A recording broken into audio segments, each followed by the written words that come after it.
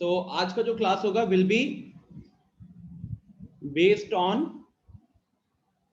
Exercise 3.4। ठीक है, जहां तक मुझे पता है exercise 3.4 no questions in R D Sharma. ठीक है, मतलब इसके कोई भी क्वेश्चंस आपको आर डी शर्मा में नहीं मिलेंगे। बेसिकली ये जो हम लोग इनवर्स निकालते हैं यूजिंग एलिमेंट्री ऑपरेशंस, ये आपके आर डी शर्मा में प्रेजेंट नहीं है as far as I know. दूसरी चीज, this is only important, only बोलो या वेरी बोलो, एक्चुअली में it is very important from boards point of view. Boards point of view, ठीक है, मतलब कि ऐसा मान के चलो कि पहले ऐसा होता था कि 6 नंबर के जो क्वेश्चन होते थे वो जनरली इनवर्स ऑफ मैट्रिक्स के ऊपर होते थे, और वो 2 भागों में डिवाइड कर देता था। तो एक भाग होता था जिसमें एलिमेंट्री ऑपरेशन लगाकर हम लोग इनवर्स निकाल रहे होते थे। ठीक है, तो इसलिए तीसरी चीज,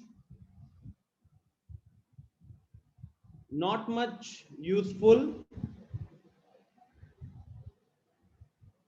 not much useful for JEE point of view। आज की जो क्लास रहेगी, ठीक है, तो ये 2-3 चीजें अपने को माइंड में क्लियर रखनी है कि आज जो रहेगा that will be completely based on your boards, क्योंकि हम जो सीखेंगे, our focus will be 2 things. पहला, what are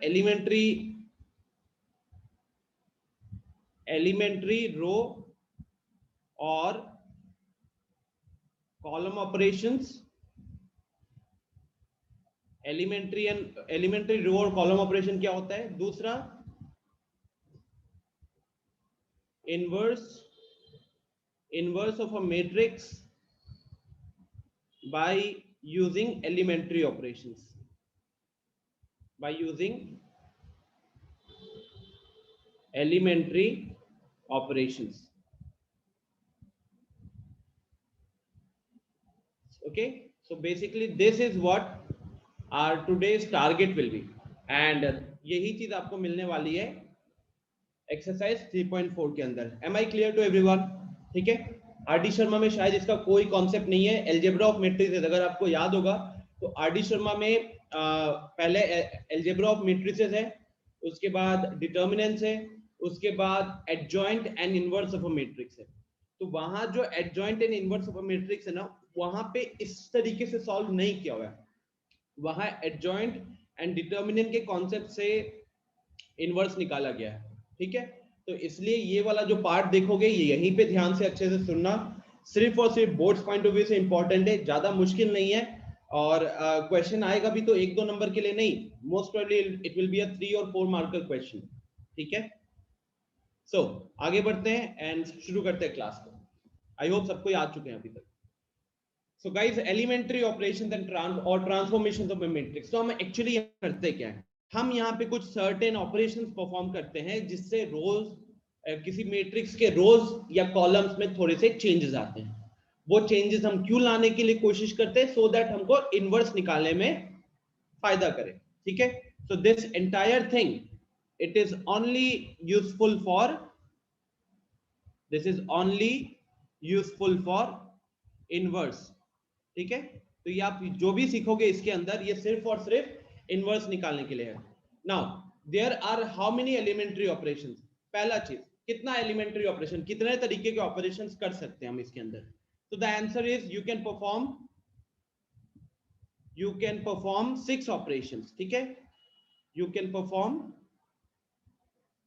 6 operations, bracket 3 for row and 3 for column, 3 for row and 3 for column। तो मतलब कि ऐसा है कि जो मैं ऑपरेशन बताऊंगा वो रो पे भी लगेगा। जैसे पहला ऑपरेशन है, ये देखो, ये नंबर वाइज यहाँ पे दिया हुआ है, तो this is my let's say number 1, this is number 2 and this is number 3। तो नंबर 1 जो है वो रो पे भी करेगा, कॉलम पे भी करेगा, 2 हो गए। नंबर 2 जो है वो भी रो पे करेगा, कॉलम पे करेगा, और 2, एंड लास्टली नंबर 3 वाला भी जो है रो पे भी चल सकता है और कॉलम पे भी चल सकता है, तो इधर भी 2। तो बेसिकली में 3 एक्चुअल में मेन 3 ही ऑपरेशंस है, और क्योंकि हम उसको रो पे भी लगा सकते, कॉलम पे भी लगा सकते, इसलिए कहते हैं कि there are 6 total elementary operations. तो एक एक करके हमको समझना पड़ेगा कि होता क्या है, ठीक है।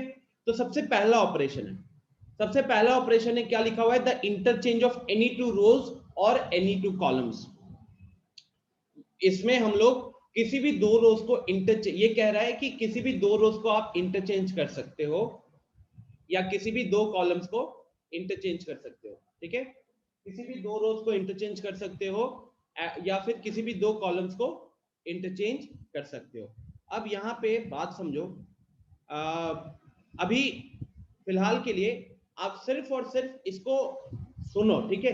इसका एप्लीकेशन जब हम उधर कर रहे होंगे, कहां पे, इनवर्स वाले क्वेश्चन में, तब आपको समझ में आएगा। एज ऑफ नाउ हमारा टारगेट होना चाहिए ऑपरेशंस क्या है,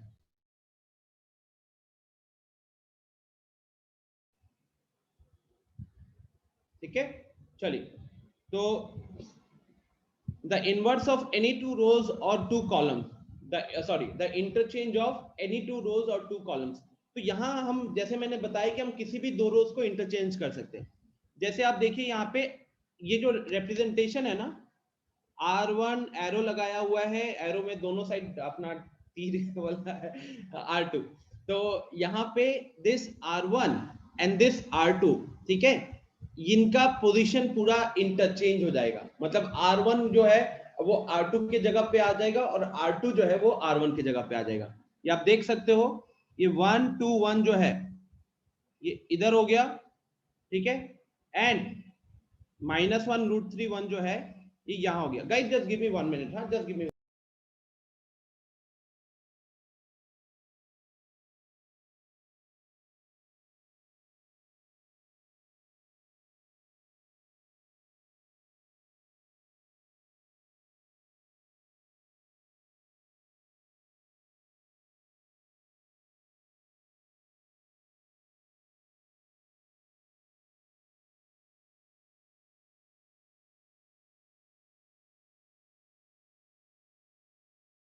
ओके, हाँ, सो मैं कह रहा था कि यहाँ पे जो हमारा R1 और R2 है वो इंटरचेंज हो गया, ठीक है ना। तो यहाँ ध्यान रखिएगा,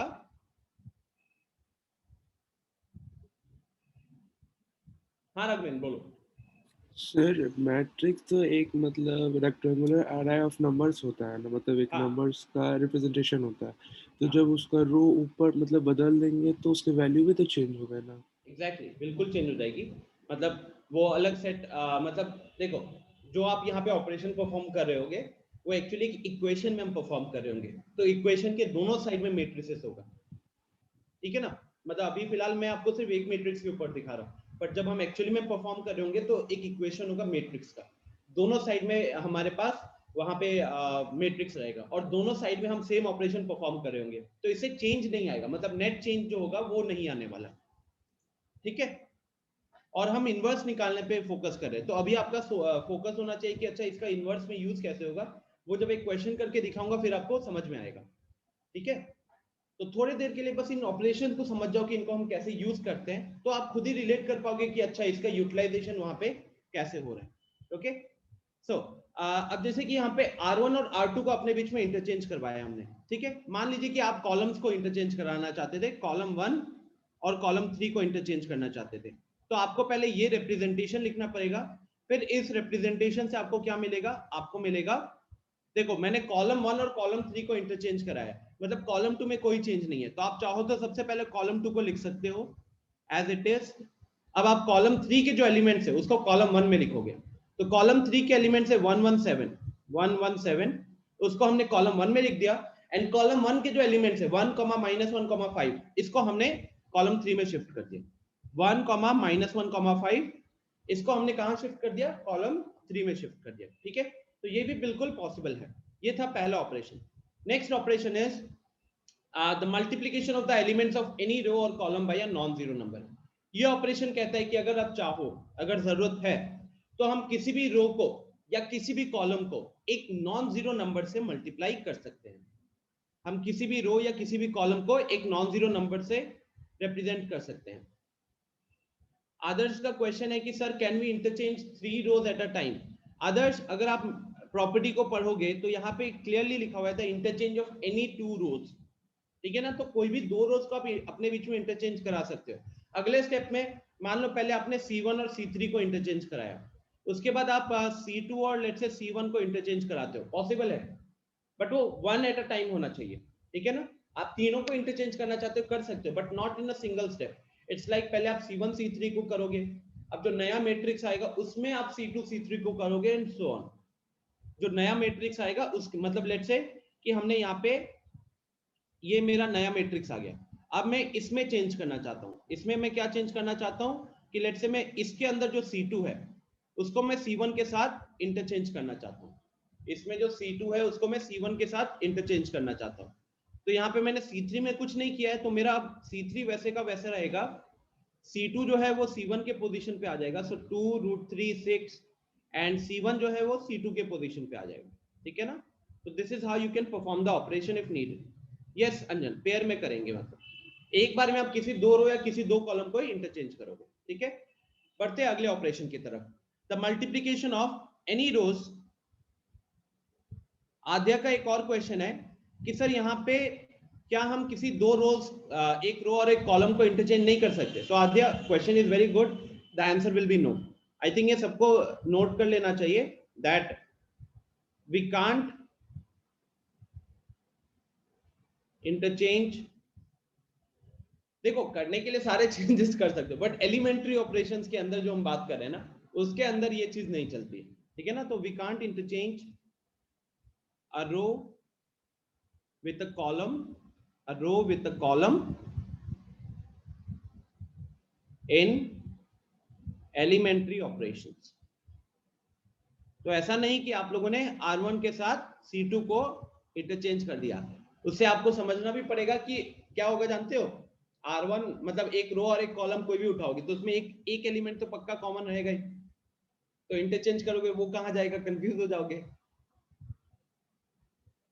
Okay, second property is the multiplication of any of the element of any row or column by a non-zero number। ये कह रहा है कि आप किसी भी रो या किसी भी कॉलम के एलिमेंट्स को एक नॉन जीरो नंबर से मल्टीप्लाई कर सकते हो। जैसे कि ये मेरे पास ओरिजिनली बी मैट्रिक्स था, इस बी मैट्रिक्स में ये मेरा C3 है, तो C3 को क्या किया गया, C3 को 1/7 टाइम्स ऑफ C3 कर दिया गया। 1/7 टाइम्स ऑफ C3 मतलब उसके सारे एलिमेंट अब क्या होंगे, सारे एलिमेंट आप 7 से डिवाइड करोगे सिर्फ उस पर्टिकुलर कॉलम के।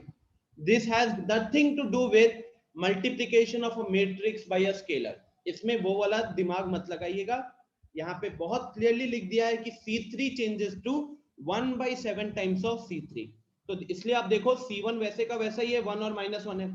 C2 2 और √3 पहले भी था अभी भी है, बस C3 में क्या हो गया कि पहले 1 1 था, अब वो 1/7 बन गया। मान लो कि कोई इधर रो में चेंज करना चाहता था, ठीक है, वो लगाना चाहता है let's say R2 changes to R2 into 5, वो करना चाहता है R2 changes to R2 into 5। तो इस केस में क्या होगा, इस केस में जो आपका पहला रो है उसमें तो आपने कोई चेंज नहीं बोला है, तो वो वैसे ही रहेगा। और R2 में क्या हो जाएगा, सारी वैल्यूज 5 टाइम्स हो जाएंगी। So you will have a -5 here, you will have a 5√3 here and you will have a 5 here। okay, Raghavendra, because we are focused on finding, ultimately ये ना इनवर्स निकालने के ऊपर है। तो अगर किसी भी रो या किसी भी कॉलम को आप एक जीरो से मल्टीप्लाई करते हो तो उसके सारे एलिमेंट जीरो हो जाएंगे ना, और फिर वहां पे इनवर्स डिफाइन नहीं होता है, वहां पे इनवर्स डिफाइन नहीं होता है। एक और अगर डिटर्मिनेंट पता है आपको, तो डिटर्मिनेंट एक वैल्यू होती है जो हर मैट्रिक्स के लिए हम निकालते हैं, और वहां पे अगर एक मैट्रिक्स का कोई भी रो या कॉलम जीरो हो जाता है, मतलब सारे एलिमेंट जीरो हो जाते हैं, तो वहां पे डिटर्मिनेंट की वैल्यू जीरो हो जाती है, तो वहां पे मैट्रिक्स डिफाइन नहीं होता, ठीक है। And that is why we multiply it by a non zero number.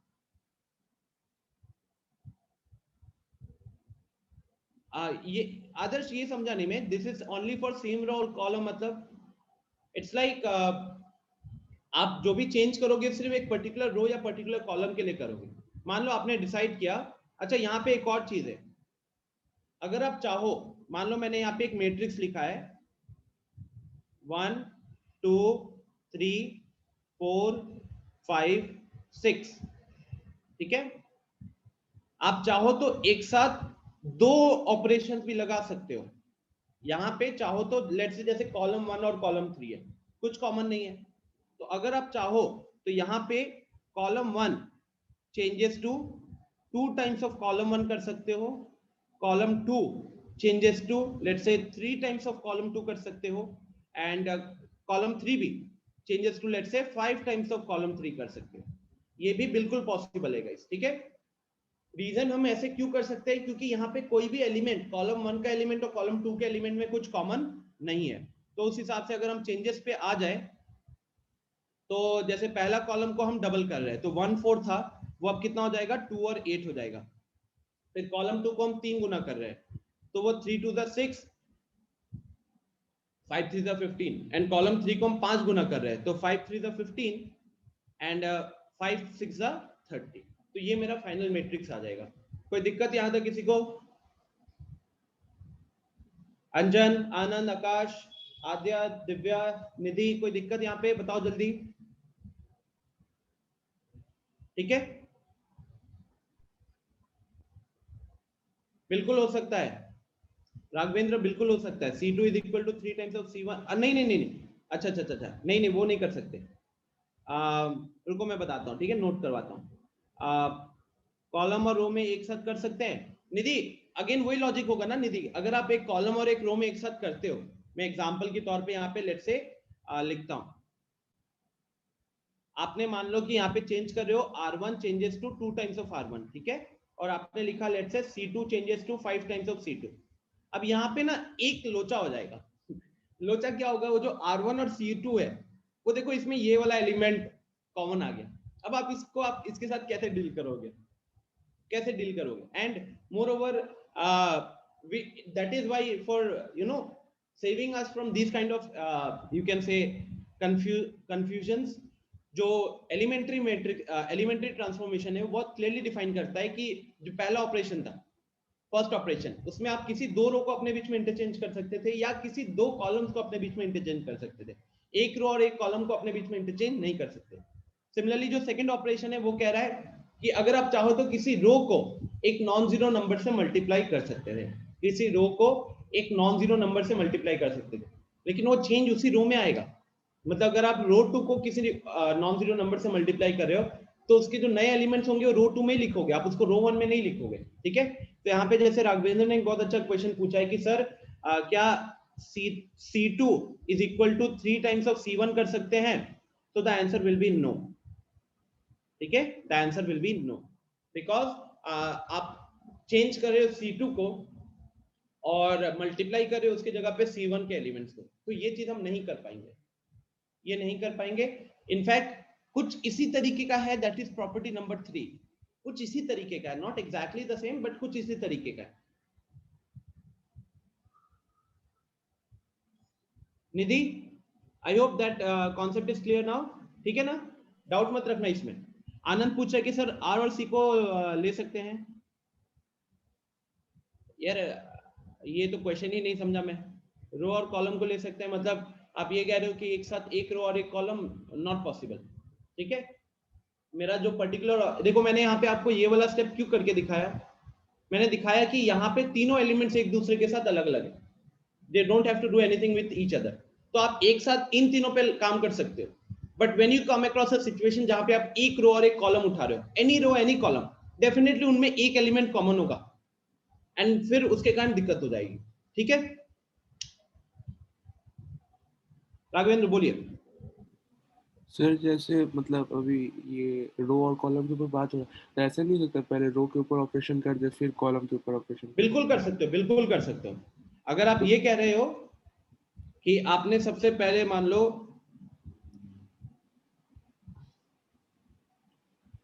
एक छोटा सा ही केस ले लेते हैं, 1 2 3 4, आपने सबसे पहले यहाँ पे रो में चेंज कर दिया, मान लो रो 2 को आप 7 टाइम्स कर दिए, तो रो 1 में तो कोई चेंज नहीं है, आपका रो 2 क्या बन गया, 3 7 21 एंड 7 4 28, और अब आप इसमें कॉलम का चेंज करना चाहते हो, तो अब ये बिल्कुल पॉसिबल है यार। मान लो आपने कॉलम 1 को 5 टाइम्स करना चाहते हो, ठीक है, तब ये बिल्कुल पॉसिबल है।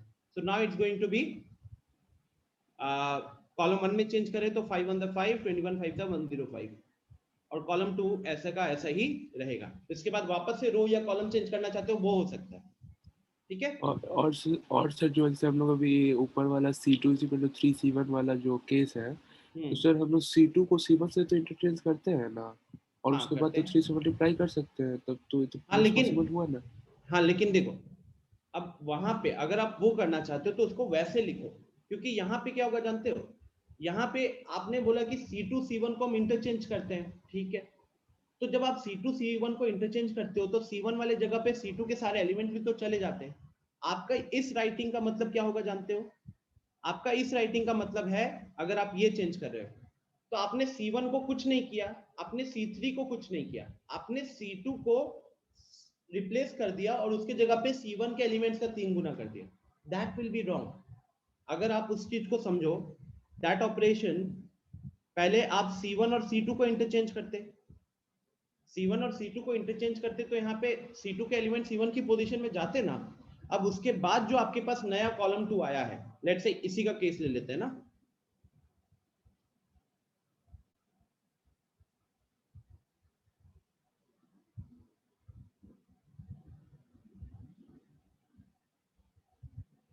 मैं आपको दिखाता हूं कि आप अगर डायरेक्टली वो करोगे तो उसमें दिक्कत क्या होगी। मान लो आप यहाँ पे परफॉर्म कर रहे हो C2 changes to 3 times of C1, ठीक है। तो आपका C2 क्या हो जाएगा यहाँ पे, पहले तो आपने C1 में कोई चेंज नहीं किया तो वो वैसे ही जाएगा। और अब आप यहाँ क्या कह रहे हो, आप कह रहे हो कि C1 C2 की जगह पे हम 3 टाइम्स ऑफ C1 करेंगे, so you will get 3 and 9 year, आपको यहाँ पे 3 और 9 मिलेगा, ठीक। नेक्स्ट, अगर हम मैं अगर आपको पहले ऐसे करता, C1 और C2 को हमने इंटरचेंज कर लिया, तो C1 और C2 को इंटरचेंज कर लिया तो यहाँ पे 2 4 आ जाएगा और यहाँ पे फिर 1 3 आ जाएगा। और फिर अगर आप यहाँ पे C2 को 3 टाइम्स ऑफ C2 करते हो, C2 को 3 टाइम्स ऑफ C2 करते हो, तो अब आपका C1 में कोई चेंज नहीं है, तो ये 2 4 रहेगा और ये 1 3 का 3 गुना हो गया, तो ये 3 और 9 हो गया। ऑब्जर्व कर पा रहे हो दोनों मैट्रिसेस को, यहाँ पे आपका 2 4 है ना, वहां पे नहीं है। तो आप एक्चुअली में जो करना चाहते हो, दिस ये मतलब ये इस तरीके का चीज एलिमेंट्री ऑपरेशन में डिफाइंड नहीं है। अगर आपका इंटेंशन ये था कि आप C1 के एलिमेंट को मल्टीप्लाई करके यहाँ लाना चाहते हो तो पहले उसको इंटरचेंज कर लो, ठीक है, पहले आप इंटरचेंज कर दो। Is this clear now Raghavendra? हम यहाँ पे मतलब हम जो भी ऑपरेशन परफॉर्म कर रहे हैं ना, that is already pre defined, हम यहाँ पे अपना कुछ ऑपरेशन नहीं लगा रहे, ओके। चलो, so moving ahead, next, sorry, हाँ, ऑपरेशन नंबर 3। ऑपरेशन नंबर 3 कह रहा है, और यही सबसे ज्यादा इंपॉर्टेंट है बिकॉज यहाँ पे लोग फंसते हैं। पहला तो इजी है यार, पहला वाला तो इंटरचेंज कर दिया, दूसरा वाला किसी भी रो या किसी भी कॉलम को एक नॉन जीरो नंबर से मल्टीप्लाई कर दिया, बट जो थर्ड वाला है यहाँ पे लोग फंसते हैं। The addition to the elements of any row और column, the addition to the elements of any row और column, the corresponding elements of any other row or column multiplied by a non-zero number। तो ये basically कह रहा है कि मान लो आप कोई पर्टिकुलर है रो 1, आप रो 1 में कैसा चेंजेस करना चाहते हो, तो आप रो 1 के करस्पॉन्डिंग एलिमेंट्स को, रो 1 के करस्पॉन्डिंग एलिमेंट्स को ऐड या सब्ट्रैक्ट करना चाहते हो, कुछ एक मल्टीप्लायर लगाकर किसी दूसरे रो के साथ। रो 1 के एलिमेंट्स को आप क्या करना चाहते हो, आप उसमें चेंज लाना चाहते हो, लेकिन किस तरीके का चेंज है, कोई दूसरे रो के एलिमेंट्स में एक नॉन जीरो नंबर मल्टीप्लाई करके उसको ऐड या सब्ट्रैक्ट करना चाहते थे, ठीक है। So row 1 let's say plus k times of row 2 है, या फिर row 1 minus k times of row 2 है, where k is non zero, where k is non zero, ठीक है। जैसे एग्जांपल की तौर पे, अच्छा आपको ये दिमाग में आएगा सर ये कहां पे करेंगे, तो वो क्वेश्चन में पता चल जाएगा। एज ऑफ नाउ आपको बस इतना समझ जाना है कि क्या हम इसमें रो 1 के एलिमेंट्स में क्या हम रो 2 के एलिमेंट्स को यूज कर सकते हैं, कर सकते हो, लेकिन कंडीशन क्या है, it has to be added or subtracted to the corresponding elements of row 1। It means हम रो जैसे लास्ट वाले केस में राघवेंद्र क्या कर रहा था, रो 1 को कंप्लीटली इग्नोर कर रहा था, बट अगर हम इस एलिमेंट्री ऑपरेशन के अकॉर्डिंग चले तो हम रो 1 को इग्नोर नहीं कर सकते, रो 1 विल स्टैंड एकदम वैसे ही रहेगा। उसके साथ रो 2 में कुछ चेंजेस करना चाहते हो, कुछ कांस्टेंट से मल्टीप्लाई करना चाहते हो या डायरेक्टली ऐड या सब्ट्रैक्ट करना चाहते हो, वो भी पॉसिबल है। इसके मैं 2-3 केसेस यहाँ पे लिखता हूँ तो और थोड़ा सा क्लियर हो जाएगा। यस यस आदर्श, अब देखो जैसे कि मैं कह रहा हूँ this is my original matrix, ठीक है, this is my original matrix. मेरा टारगेट क्या है, मेनली हम इसका यूज करते हैं जब हमको किसी पोजीशन पे जीरो वगैरह लाना होता है। मतलब मेनली लेट्स से मेरे को इस पोजीशन पे जीरो लाना है, मुझे इस पोजीशन पे जीरो लाना है and I am going to use row operation. मेरे को इस पोजीशन पे जीरो लाना है and I am going to use row operation. इसका मतलब क्या है कि मैं R2 को सबसे पहले देखो कि क्या हम R2 और R1 को इंटरचेंज करेंगे, पहला ऑपरेशन लगाएंगे तो क्या जीरो आ जाएगा? नहीं, क्योंकि अगर आप इंटरचेंज करोगे तो 1 की जगह 2 आ जाएगा, 2 की जगह 1 चला जाएगा, हमको उधर जीरो चाहिए था। अब क्या आप दूसरा ऑपरेशन लगा सकते हो सकता है आपके दिमाग में ये आ रहा हो कि sir R2 changes to 0 times of R2 कर देते हैं, R2 changes to 0 times of R2 कर सकते, बट ये गलत हो जाएगा क्योंकि ऑपरेशन नंबर 2 में हमने क्या देखा कि we always multiply by a non zero number, तो ये नॉन जीरो नंबर नहीं है, तो इसीलिए हम ये चीज नहीं कर सकते, ठीक है।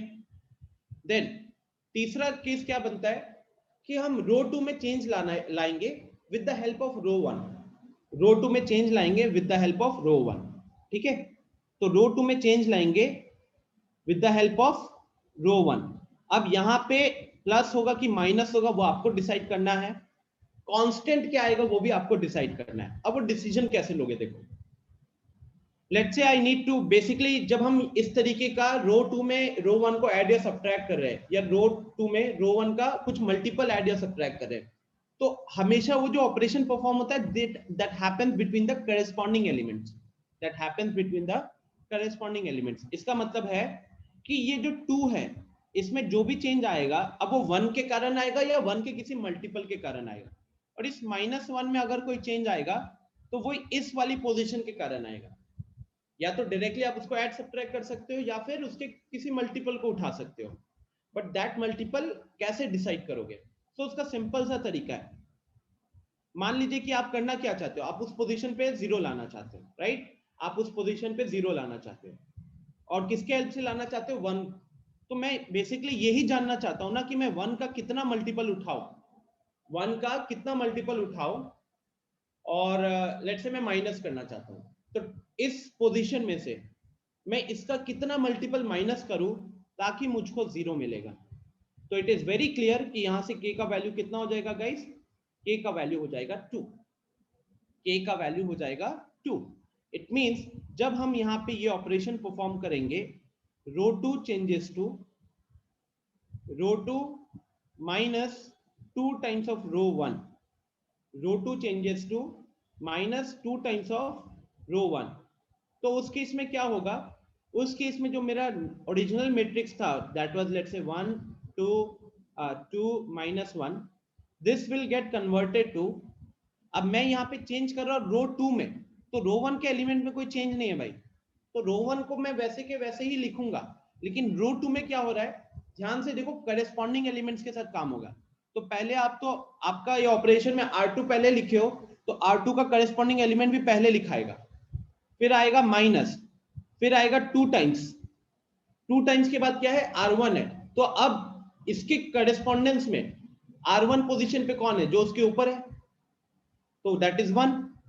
सेम हम अगले वाले पोजीशन पे भी करेंगे, पहले R2 का एलिमेंट लिखोगे, फिर माइनस आएगा, फिर 2 टाइम्स ऑफ उसके करेस्पॉन्डिंग में R1 की वैल्यू, मतलब रो 1 का करेस्पॉन्डिंग एलिमेंट वहां पे क्या है, तो ऊपर देखिए उसके 2 है, तो उस हिसाब से ये कितना हो गया, this is 2 minus 2 0 and this is -1 -4 becomes -5, -1 -4 becomes -5।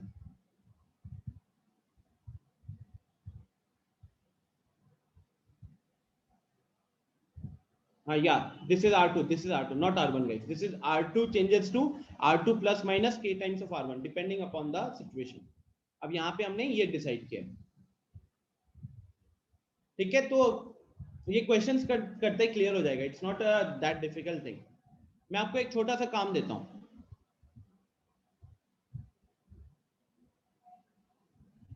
Yes आदर्श, अरे ये ऑपरेशन आप कोई भी वैल्यू लाने के लिए भी कर सकते हो।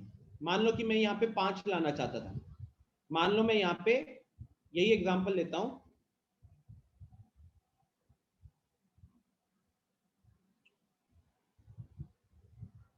अरे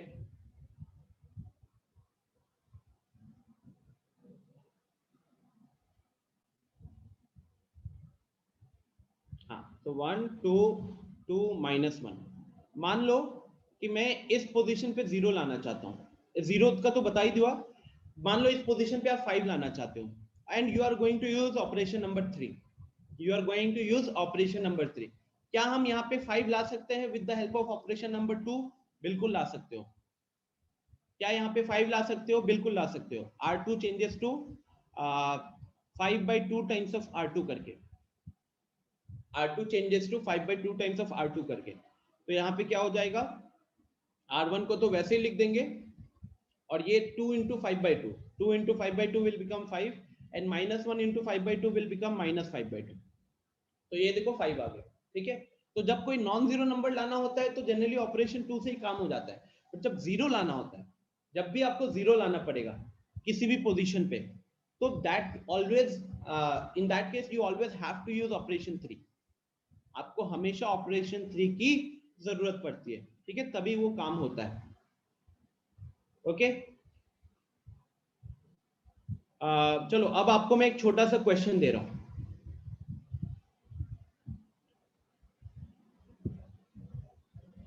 जो मैं प्रोसेस बताऊंगा वही हम इनवर्स में फॉलो भी कर रहे होते हैं।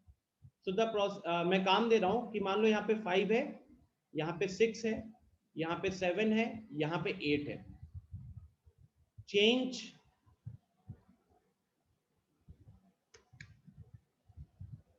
It to 1 0 0 1। मतलब मैं कह रहा हूं कि आप इस पर्टिकुलर मैट्रिक्स को एक आइडेंटिटी मैट्रिक्स बनाओ using only elementary row operations, using only elementary row operations. चलिए शुरू कीजिए।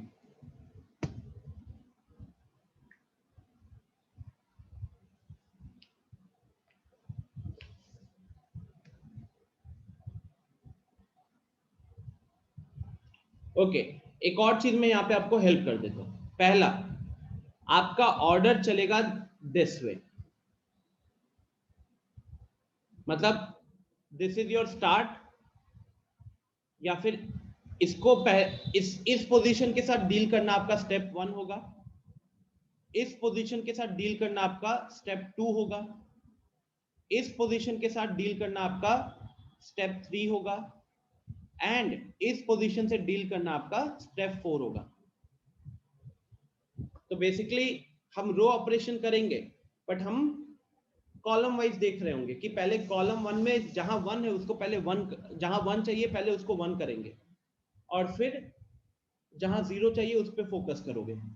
सिमिलरली कॉलम 2 में 1 हमको चाहिए था 8 के जगह पे, तो इसलिए वो मेरा पहला फोकस होगा, और उसके बाद मुझे 6 की जगह पे 0 चाहिए था, वो मेरा अगला फोकस होगा। This approach helps and this is the easiest approach. Try कीजिए 2 मिनट के लिए, फिर मैं आपको इसको एक्सप्लेन करता हूँ, ठीक है। एकदम घबराना नहीं है, you are doing it for the first time, और कुछ ज्यादा मतलब लॉजिक भी नहीं है कहने के लिए।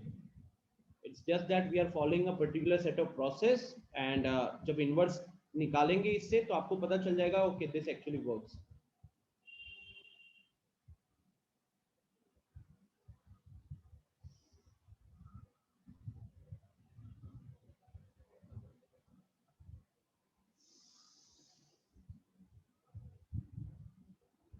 वेरी गुड दीप।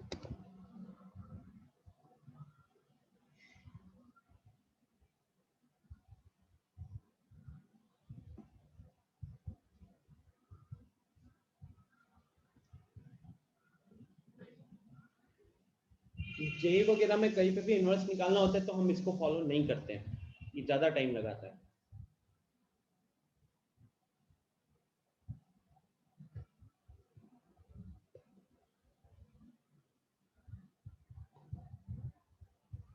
गाइस देखो, जहां पे भी 1 लाना है ना, सबसे आसान तरीका क्या होता है, जैसे 5 के जगह पे आपको 1 लाना है, 5 के जगह पे आपको 1 लाना है, तो आप 5 को किससे मल्टीप्लाई करोगे कि 1 आ जाएगा? 1/5 ना।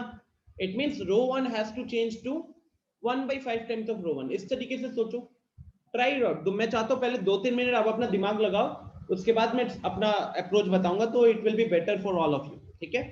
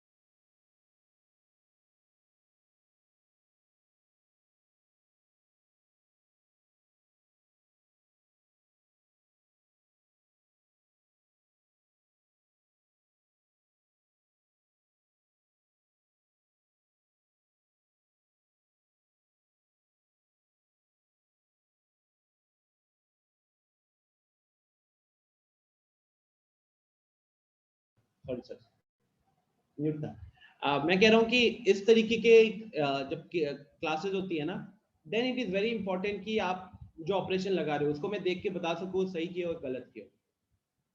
आनंद, आप एक क्वेश्चन में या तो सिर्फ रो ऑपरेशन लगाओगे या सिर्फ कॉलम ऑपरेशन लगाओगे? मतलब मैं यहाँ पे मैंने क्लियर कर दिया है कि you are going to use it only row operations, सिर्फ रो ऑपरेशंस। ठीक है? आद्या, वेरी गुड आद्या।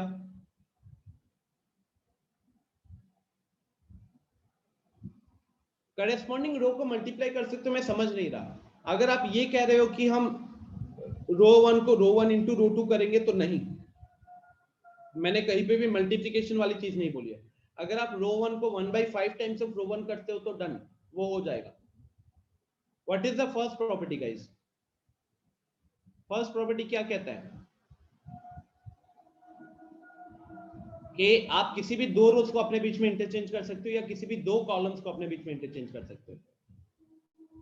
सेकेंड प्रॉपर्टी क्या कहता है कि अगर आप चाहो तो रो 1 को समटाइम कुछ मल्टीपल ऑफ रो 1 लिख सकते हो, या कॉलम में चेंज करना चाहते हो तो column something, let's say column 2 को सम मल्टीपल ऑफ कॉलम 2 लिख सकते हो, but that multiple has to be a non zero number. Ravishankar, गलत है।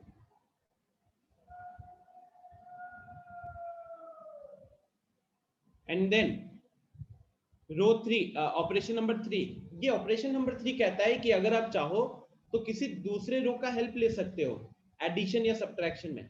बट किस तरीके से ऐड या सब्ट्रैक्ट होगा? मान लो रो 2 में चेंज करना चाहते हैं रो 1 के एलिमेंट से, तो पहले तो करस्पॉन्डिंग एलिमेंट्स का ही बीच में ऑपरेशन होगा, and that will be something like this, जो मैंने यहाँ पे क्लियर लिखा हुआ है। R2 changes to R2 plus minus k times of R1।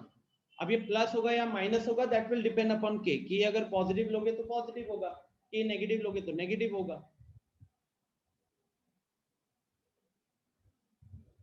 तो चलो मैं यहाँ पे करता हूँ शुरू। ठीक है, देखो यहाँ पे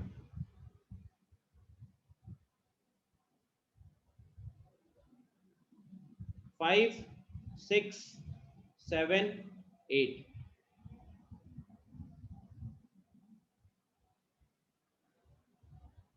राघवेंद्र ने भी कर लिया। रवि, अगेन यार आप प्रॉपर्टी नहीं समझे हो। R1 changes to R1 plus 2 नहीं लिख सकते। R1 changes to R1 plus 2, R1 कभी भी हम किसी रो में एक सिंपल स्केलर ऐड नहीं कर सकते हैं। स्केलर मल्टीप्लाई कर सकते हो किसी पर्टिकुलर रो में, ऐड नहीं हो सकता।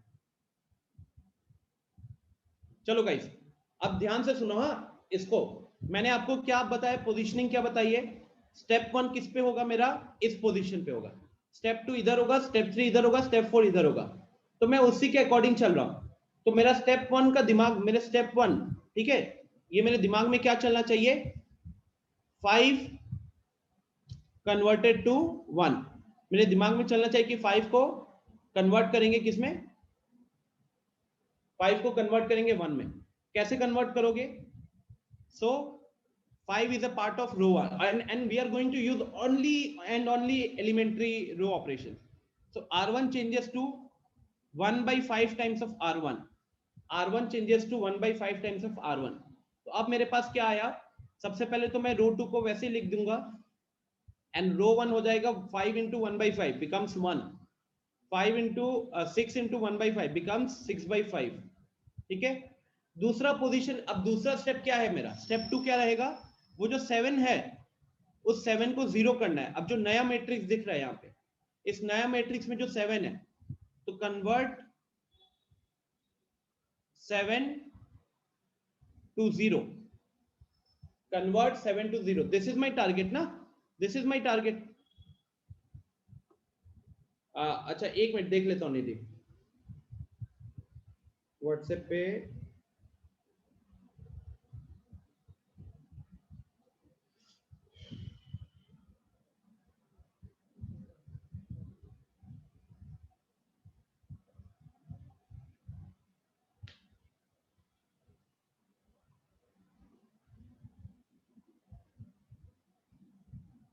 निधि सही है, वेरी गुड, सही है, सही है, ऑपरेशन सही है।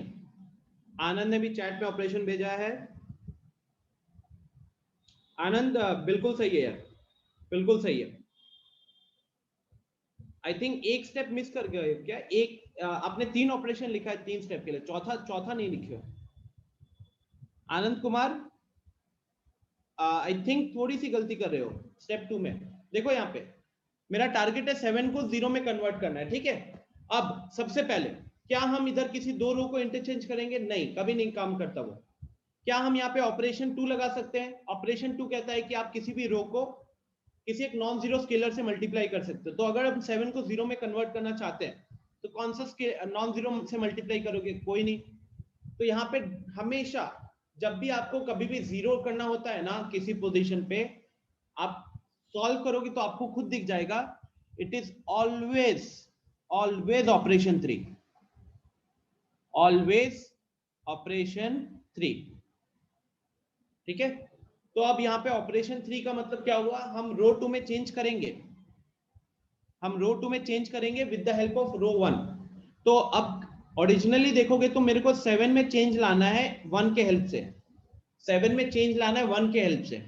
तो 1 को 7 गुना करके माइनस कर देंगे तो काम हो जाएगा। तो इसीलिए यहाँ पे क्या लिखाएगा, R2 minus 7 times of R1, R2 minus 7 times of R1। उससे क्या होगा, देखो गाइस, मैं अभी इस पे फोकस नहीं करा, मैं इस पे फोकस नहीं करा, मैं इस पे फोकस नहीं कर रहा, मेरा फोकस किस पे है, जो मैंने आपको यहाँ पे पोजीशनिंग बताई थी कि मेरा फोकस अभी 7 पे है। और मैंने इसलिए यहाँ पे क्लियरली लिख दिया है कि स्टेप 2 में मेरा टारगेट होगा कन्वर्ट 7 to 0, जो 7 है अभी उसको 0 करना है। तो अभी क्योंकि आप पहली बार कर रहे हो तो आपको ऑर्डर वाइज चलो कि क्या हम इधर ऑपरेशन 1 लगा सकते हैं, नहीं, क्या हम इधर ऑपरेशन 2 लगा सकते हैं, नहीं, ऑपरेशन 3 ही ऑप्शन बचेगा। अब ऑपरेशन 3 लगाने का मतलब यहाँ क्या हुआ, इसका ये मतलब हुआ कि हम 7 के जगह पे 0 लाएंगे with the help of 1। But obvious ही बात है कि 7 में 1 जोड़ के या 1 सब्ट्रैक्ट करके तो 0 नहीं आएगा। तो हमको 1 का कोई एक पर्टिकुलर मल्टीपल लेना पड़ेगा, और वो मल्टीपल बहुत आसान होता है क्योंकि नंबर 1 है तो आपके पास यहाँ जो भी नंबर है उतना मल्टीपल चाहिए उधर। तो इसलिए R2 changes to R2 minus 7 times of R1 करेंगे, ठीक है। अंजन चैट में जो भेजे उसमें स्टेप 1 स्टेप 2 सही है, लेकिन स्टेप 3 में कॉलम यूज कर लिया, आप सिर्फ रो यूज करना है। तो गाइस ये मेरा स्टेप 2 रहेगा, R2 changes to R2 minus 7 times of R1। और देखिए इसके कारण मेरे पास मैट्रिक्स जो आएगा ये चेंज में, क्योंकि R2 में कर रहा हूं तो अब मेरा R1 वैसे का वैसा ही रहेगा, तो वो मैंने पहले लिख दिया। अब आप R2 के करस्पॉन्डिंग एलिमेंट पे जाओ, तो पहले आप R2 को लिख रहे हो तो R2 का करस्पॉन्डिंग एलिमेंट यहाँ पे 7 है, माइनस 7 टाइम्स ऑफ R1 का करस्पॉन्डिंग एलिमेंट है 1, R1 का करस्पॉन्डिंग एलिमेंट है 1, तो 7 माइनस 7 टाइम्स ऑफ 1 ये कितना हो गया, ये हो गया 0। और सेम चीज आप यहां भी करोगे तो यहां पे हो जाएगा 8 minus 7 times of 6/5, 8 minus 7 times of 6/5, तो ये कितना हो गया 40 माइनस 42, तो ये हो गया आपका -2/5, ये हो गया आपका -2/5। I hope this is clear to everyone. Okay, अब मेरा स्टेप 3 क्या होगा? स्टेप 3 मैंने आपको कौन सा पोजीशन बताया था, देखो यहाँ पे ये वाला पोजीशन बताया था, कौन सा वाला, A22 वाला। तो यहाँ पे अब A22 में क्या है, A22 में मेरे पास अभी क्या है, we have -2/5, right, we have -2/5। तो अब मेरा स्टेप 3 का टारगेट क्या होगा, कन्वर्ट -2/5 टू 1। मुझे -2/5 को 1 में कन्वर्ट करना है। सिंपल, सबसे आसान तरीका क्या होता है भाई साहब, -2/5 को किससे मल्टीप्लाई करोगे कि 1 आएगा? बहुत आसान है, उसका रिवर्स से। तो इसलिए यहाँ पे -2/5 is a part of R2, तो R2 चेंजेस टू, इसको उल्टा कर दो, इस नंबर को उल्टा कर दो, तो -2/5 का उल्टा होता है -5/2, तो -5/2 टाइम्स ऑफ R2 हो जाएगा, -5/2 टाइम्स ऑफ R2 हो जाएगा। ठीक है, सो अकॉर्डिंगली यहाँ पे चेंजेस देखिए, क्योंकि मैंने चेंज जो लिखा है वो R2 में लिखा हुआ है, तो मेरा R1 वैसे का वैसा ही रहने वाला है, R1 वैसे का वैसा ही रहने वाला है।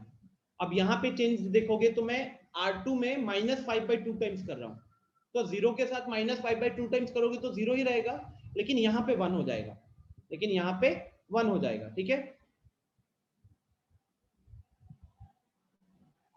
दीप, मैं पर्सनली, अगर आप उसमें कंफर्टेबल हो तो ठीक है, बिकॉज अगर आप ये देखो कि 3 टाइम्स ऑफ R2 - 2R1, यहाँ पे जो फ्रैक्शन भी आएगा ना, they are going to get, you are going to get very simple fractions, तो that should not bother you at all, yeah that should not bother you at all, हमेशा simple fraction आएगा।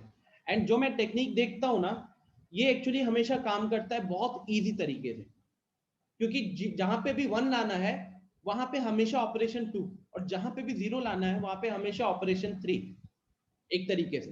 तो वहां क्या होता है कि जनरली फिर लोगों के अंदर वो कंफ्यूजन नहीं होता, थोड़ा सा जब प्रैक्टिस कर लेते हो तो फिर लोग रियलाइज करते हैं कि चलो 1 लाने के लिए हम किसी 2 रोज का भी हेल्प ले सकते हैं, तो आप बिल्कुल कर सकते हो, कोई प्रॉब्लम नहीं है।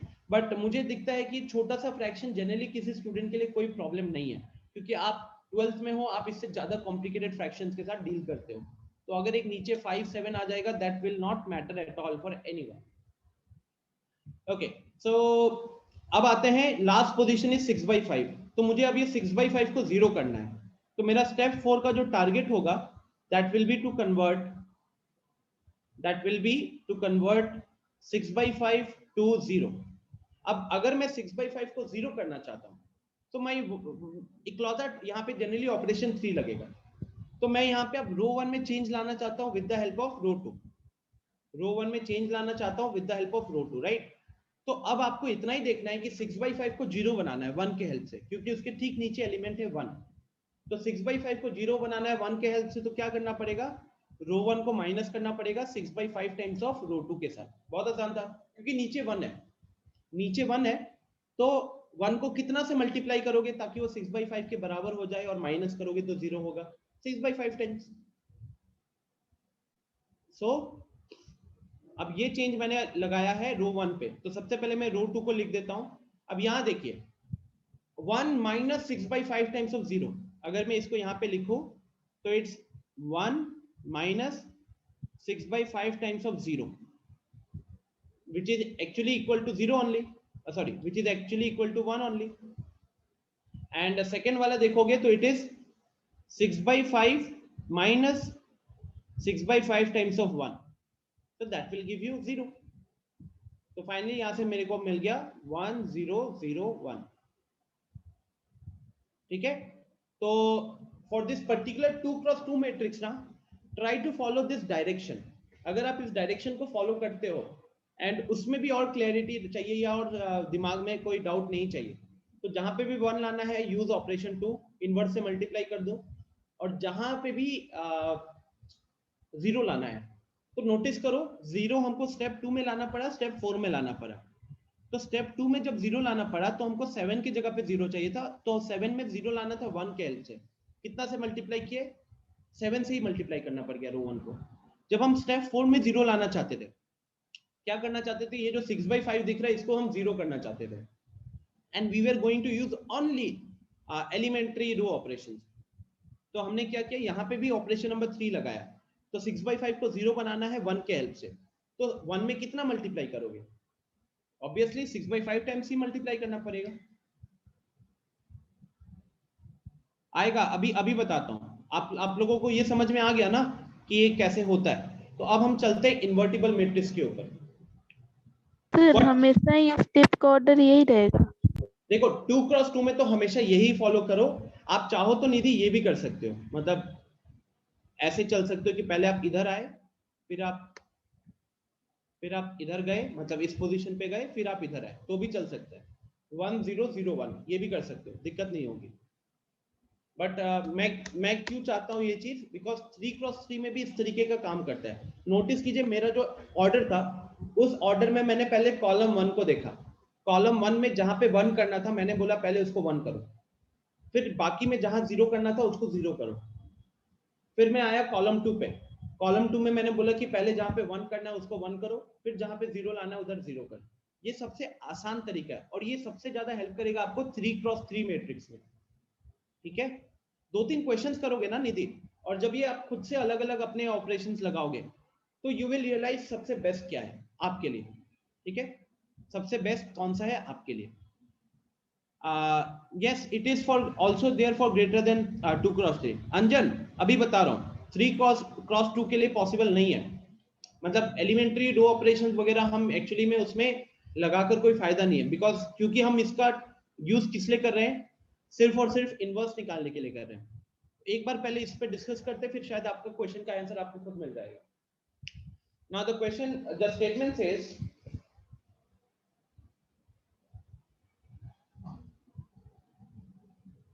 the statement says if A is a square matrix of order m, if A is a square matrix of order m, and if there exists another square matrix B of the same order m, तो अगर हमारे पास एक square matrix A है जो कोई m order का है, और उसी के साथ एक और मैट्रिक्स B भी प्रेजेंट है जो कि सेम ऑर्डर का है, स्क्वायर मैट्रिक्स है, such that A into B is equal to B into A is equal to I।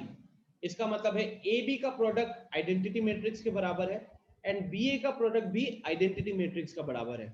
तो उस केस में B को A का इनवर्स बोलते हैं या A को B का इनवर्स बोलते हैं। तो सिंपल सा चीज है, if A and B,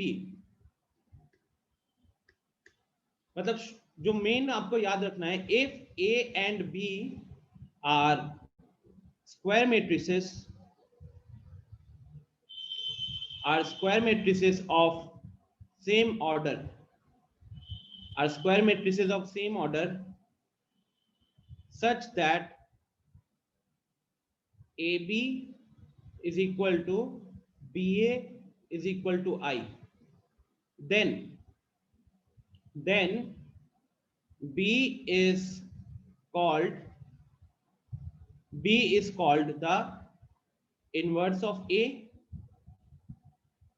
and A is called the inverse of B। तो इस केस में हम बोलते हैं कि B जो है वो A का इनवर्स होगा और A जो है वो B का इनवर्स होगा। ठीक है, इसी के आगे क्या क्या चीजें लिखी हुई हैं, तो A इनवर्स को हम डिनोट करते हैं A टू द पावर -1 कह सकते हो, A के ऊपर एक छोटा सा -1 पावर लगाते हैं। In that case A is said to be invertible. अब क्या है गाइस कि हर मैट्रिक्स के लिए इनवर्स पॉसिबल नहीं है। ठीक है, ये डिटर्मिनेंट्स पढ़ेंगे तो और क्लियर हो जाएगा। एज ऑफ नाउ हर स्क्वायर मैट्रिक्स के लिए आपके पास इनवर्स होगा ये जरूरी बिल्कुल भी नहीं है, लेकिन जहां पे भी होगा तो उस केस में आप बोलोगे कि वो इन्वर्टिबल मैट्रिक्स है। अगर आप किसी मैट्रिक्स का इनवर्स निकाल सकते हो तो हम उस केस में बोलते हैं कि वो एक इन्वर्टिबल मैट्रिक्स है। तो इसका डेफिनेशन यही होता है, what are invertible matrices, any matrix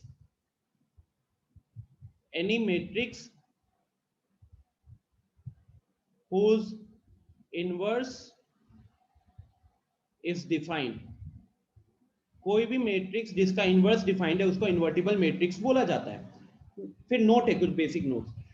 A rectangular matrix does not possess inverse matrix. Since for products A and B to be defined and to be equal, it is necessary that A and B should be square matrices of the same order.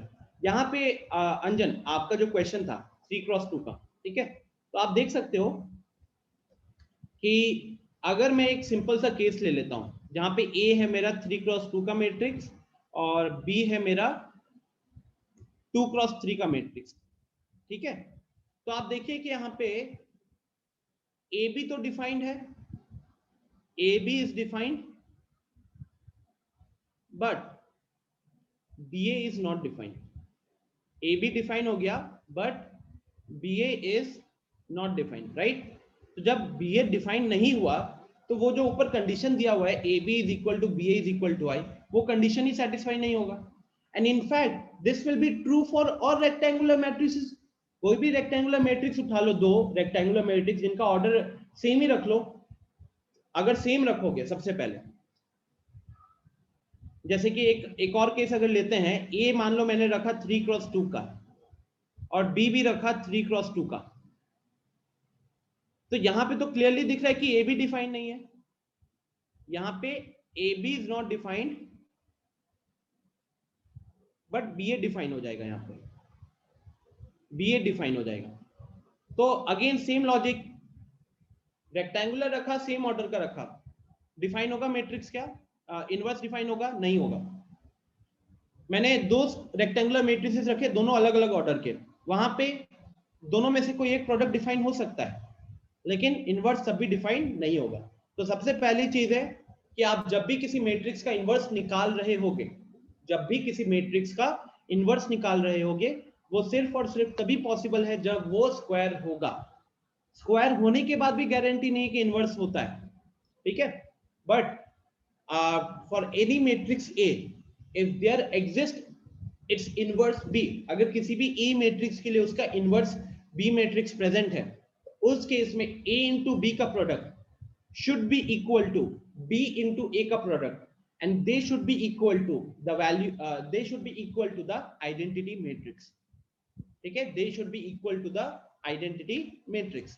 बड़ा simple सा चीज है यार, maths में जैसे अपन बोलते नहीं है 5 into 1/5 कितना होता है, 1 होता है, तो 5 का मल्टीप्लिकेटिव इनवर्स क्या हुआ, 1/5 हुआ, और 1/5 का मल्टीप्लिकेटिव इनवर्स क्या हुआ, 5 हुआ। तो ठीक उसी तरीके से A into B का वैल्यू अगर आइडेंटिटी मैट्रिक्स आ रहा है तो इस केस में A को B का भी इनवर्स बोला जाएगा एंड B को A का भी इनवर्स बोला जाएगा, ठीक है। तो ये सबसे पहले छोटा सा डेफिनेशन है इन्वर्टिबल मैट्रिक्स के ऊपर, very short definition on invertible matrix. And to be very honest, एक नंबर से ज्यादा के लिए आपको इसमें कुछ पूछेगा भी नहीं। तो हमारे दिमाग में इतना क्लियर होना चाहिए कि सबसे पहले अगर मुझे इनवर्स निकालना है तो मैं यहाँ पे क्या होता, क्या इनवर्स क्या होता है, और इनवर्स निकालने से वो पर्टिकुलरली क्या कंडीशन फॉलो करता है। तो यहाँ पे जो इनवर्स की बात की जाती है वो एक्चुअली में मल्टीप्लिकेटिव इनवर्स की बात हो रही होती है, वो एक्चुअली में मल्टीप्लिकेटिव इनवर्स की बात हो रही होती है। नेक्स्ट, हाँ राघवेंद्र बोलिए। सर यहाँ पे BA इज नॉट डिफाइंड का मतलब क्या हुआ? BA इज नॉट डिफाइंड मतलब B और A का प्रोडक्ट ही डिफाइन नहीं होगा। आप देखो, जैसे अगर आप BA का प्रोडक्ट डिफाइन होने के लिए क्या होना पड़ेगा, B का number of column should be equal to A का नंबर ऑफ रोज। हाँ, तो अच्छा, यहाँ पे कह रहे हो कि डिफाइंड है, सॉरी हाँ यार, 3 दिस इज डिफाइंड। और लेकिन इसमें एक चीज जब हम AB को कर रहे हैं ना, तो AB का ऑर्डर आ रहा है 3x3 का, लेकिन BA का ऑर्डर क्या आ रहा है 2x2, सेम नहीं है। और सर नीचे में BA कैसे डिफाइन होगा? नीचे में BA, अच्छा नीचे में तो दोनों ही डिफाइन नहीं है, आई थिंक ये ऊपर नीचे कर दिया मैंने जल्दी एग्जांपल लिखने में। BA इज, यहाँ तो दोनों ही डिफाइन नहीं है, ठीक है, दोनों ही डिफाइन है। थैंक यू यार, ये मैंने जल्दी में अपने दिमाग में दोनों एग्जांपल लेकर चल रहा था, तो एक का ऊपर वाला नीचे लिख दिया, नीचे वाला ऊपर लिख दिया। ओके, सो एक बार चलते हैं अपन आपके एनसीईआरटी के ऊपर। अच्छा, छोटे मोटे कुछ कुछ यहाँ पे थ्योरम्स है, मैं उन थ्योरम्स को एक बार पहले लिख देता हूँ।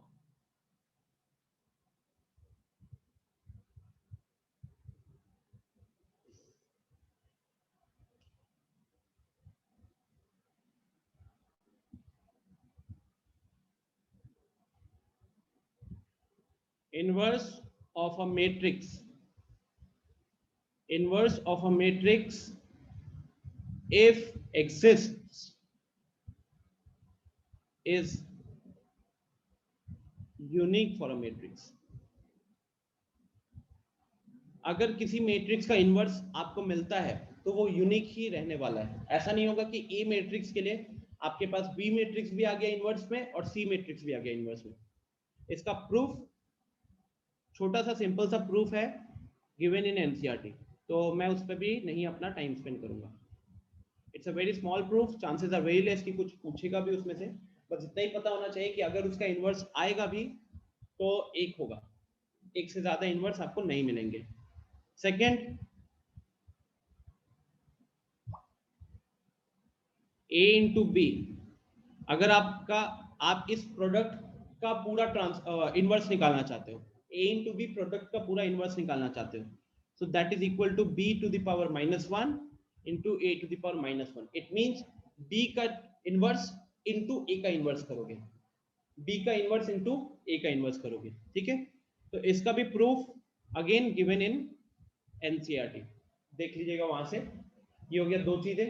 अब आते हैं एक्चुअल क्वेश्चंस पे, अब आते हैं एक्चुअल क्वेश्चंस पे इनवर्स निकालने के। सो हमको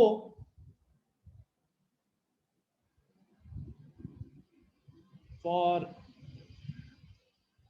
boards point of view we need to know, for board's point of view we need to know how to find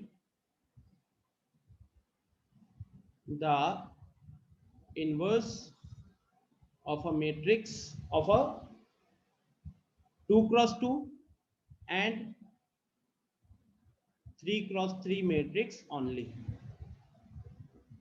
हमको सिर्फ और सिर्फ 2x2 एंड 3x3 मैट्रिक्स का ही इनवर्स निकालने के लिए दिया जाएगा। क्या कह रहे हो अंजन? लास्ट स्लाइड, ये दोनों आपके एनसीईआरटी में थ्योरम्स है। In fact let me show you ना, एक बार एनसीईआरटी खोलता हूं।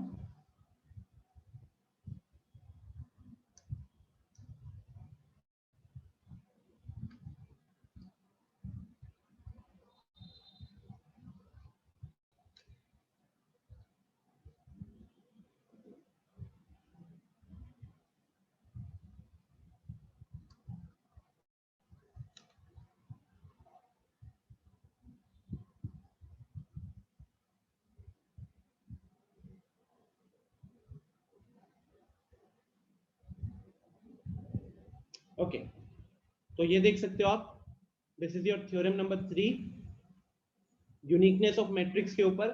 Inverse of a square matrix if it exist is unique, ये छोटा सा यहाँ पे इसका प्रूफ है।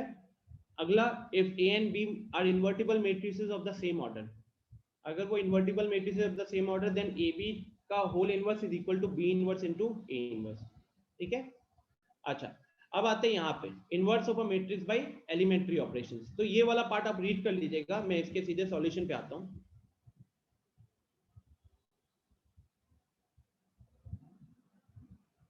ठीक है, सो दो तीन चीजें अब हम लोग को यहाँ पे अच्छे से समझनी पड़ेंगी। पहला कि जो भी हमें क्वेश्चंस मिलने वाले हैं। अच्छा एक मिनट, त्रिपुरारी एक बार अनम्यूट कीजिएगा।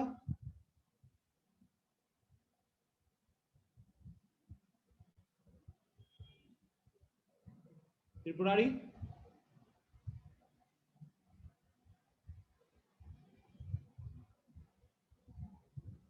देखो Tripurari, you have not been serious यार, ठीक है। हार्डली आपका कोई मैसेज आता है चैट में इस तरीके से Tripurari, I am really sorry to say, but ऐसे नहीं होता. This is not how you can clear the JEE.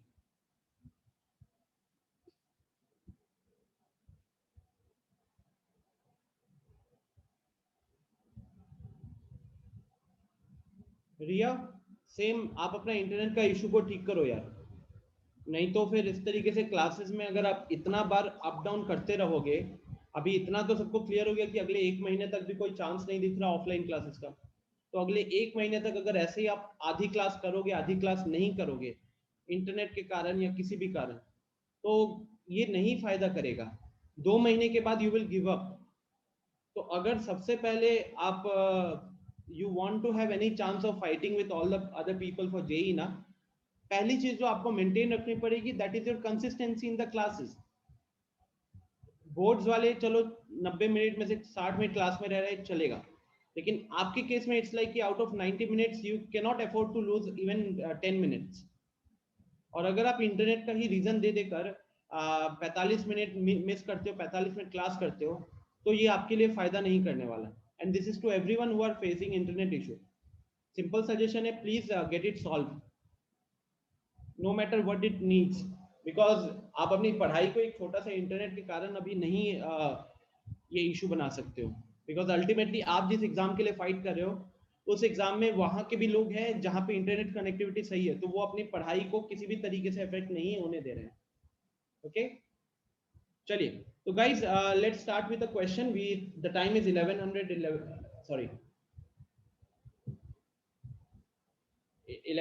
कह रहा हूँ, 11:11 हो रहा है. चलो, let's say I take a random matrix. कौन सा मैट्रिक्स ले लिया जाए? 1 3. देखो गाइस, आप जब वो रीड करोगे ना, जो पार्ट मैंने आपको यहाँ पे रीड करने के लिए बोला था, दिस पार्ट, जब आप ये पूरा रीड करोगे तो यहाँ पे जो चीज लिखी हुई है मैं उसको एकदम शॉर्ट में बता रहा हूँ.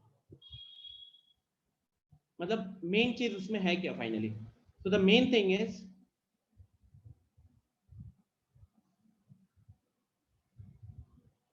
let's say I need to find out the inverse of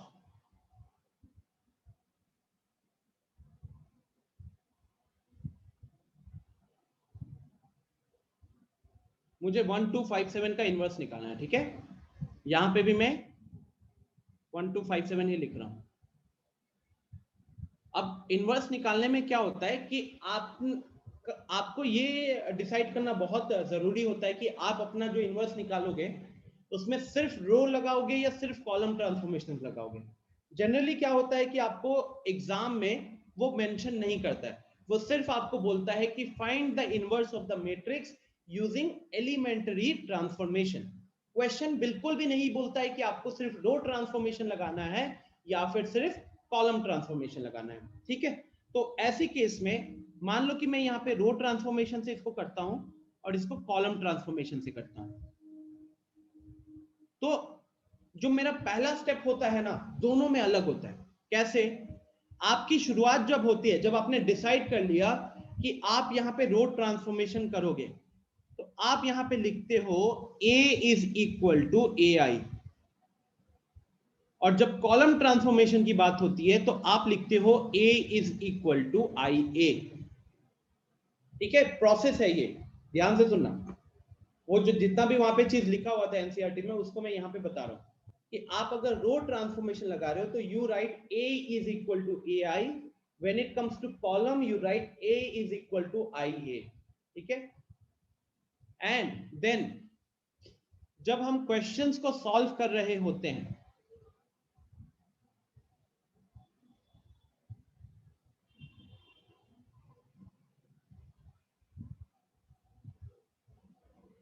I think मैंने उल्टा कर दिया.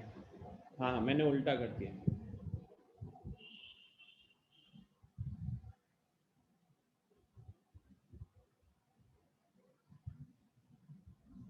A को लिखते हैं हम लोग IA और इधर लिखते हैं AI.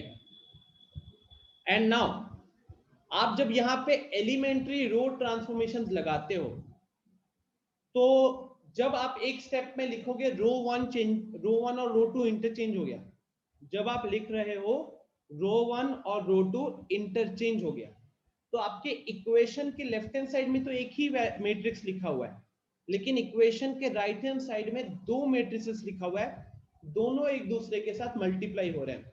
लेकिन जब हम रो ट्रांसफॉर्मेशन लगा रहे होते हैं तो हम दोनों पे नहीं लगा रहे होते। हाँ, ऐसा होता है कि एक रो ट्रांसफॉर्मेशन इस पे लगता है और जो भी रो ट्रांसफॉर्मेशन आपने डिसाइड किया था वो आई पे लगेगा, आइडेंटिटी मैट्रिक्स पे रहेगा। This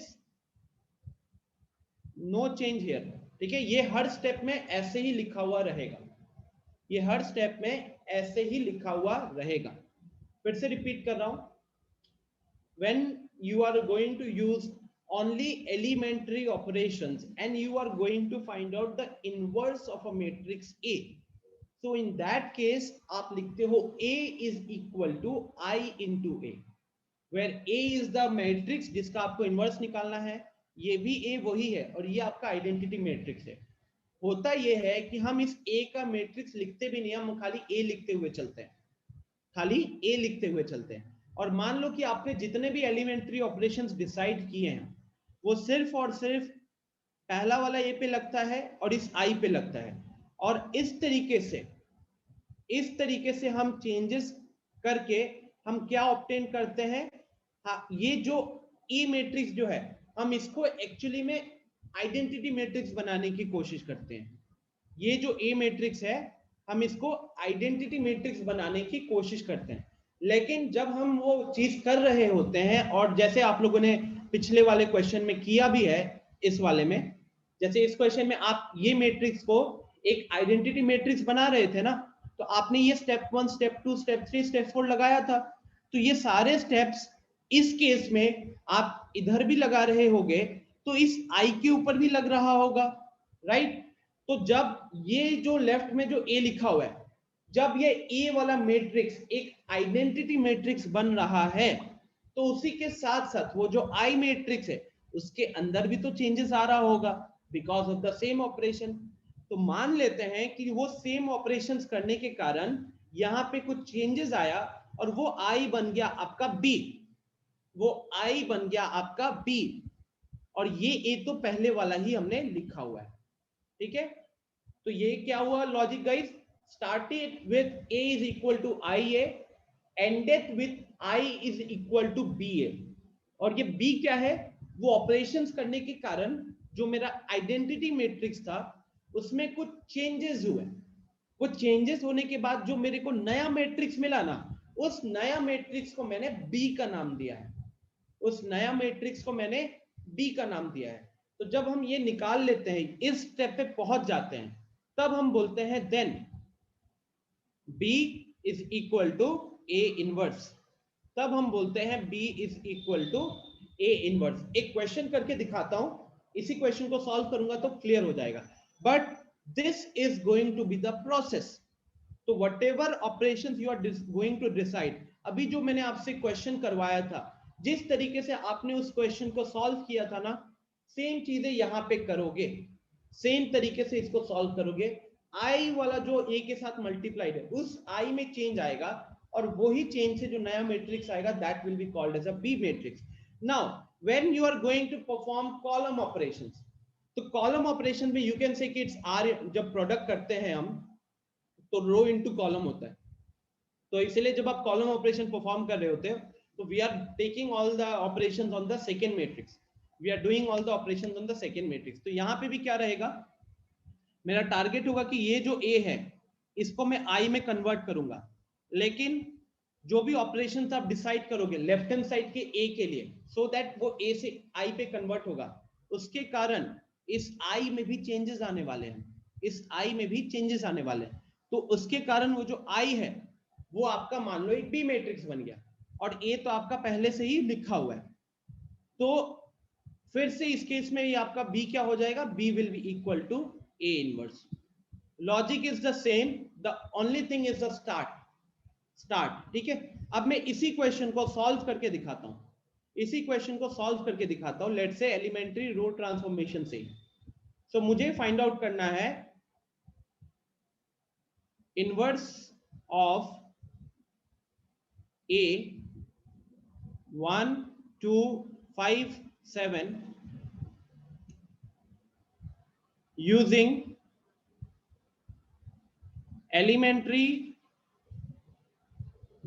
elementary row transformations.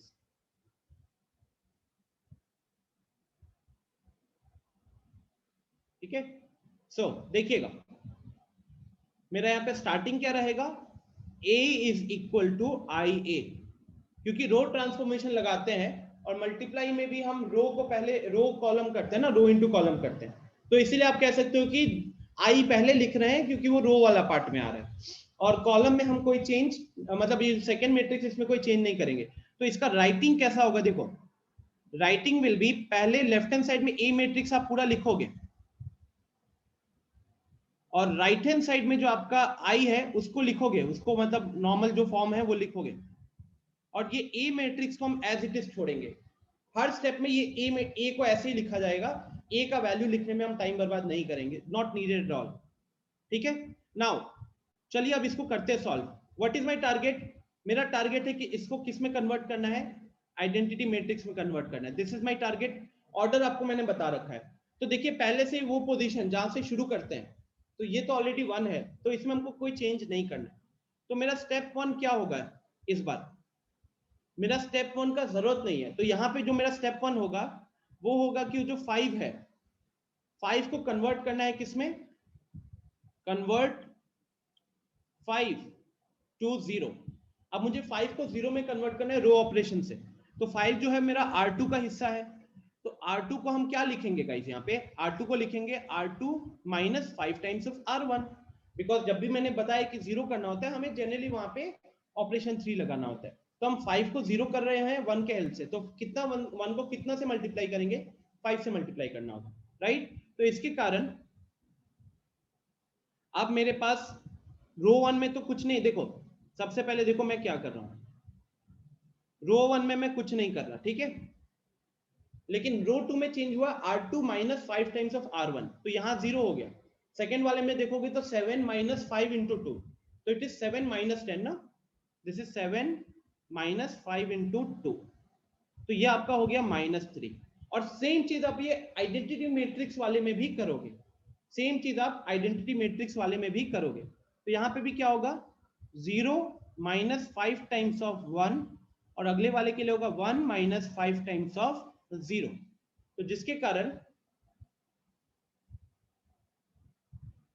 ये मेरा था -3, यहां पे ये हो जाएगा -5 और ये हो जाएगा 1, ठीक है। अब इसके बाद मेरा अगला टारगेट क्या होता है, what is my next step, my next step is ये जो -3 है इसको 1 बनाना, तो मेरा स्टेप 2 जो होगा, तो स्टेप 2 विल बी कन्वर्ट -3।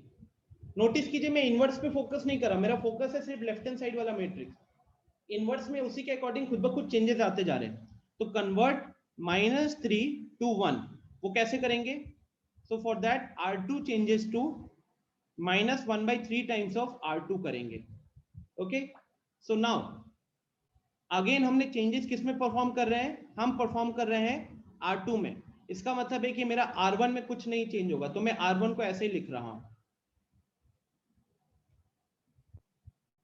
ठीक है।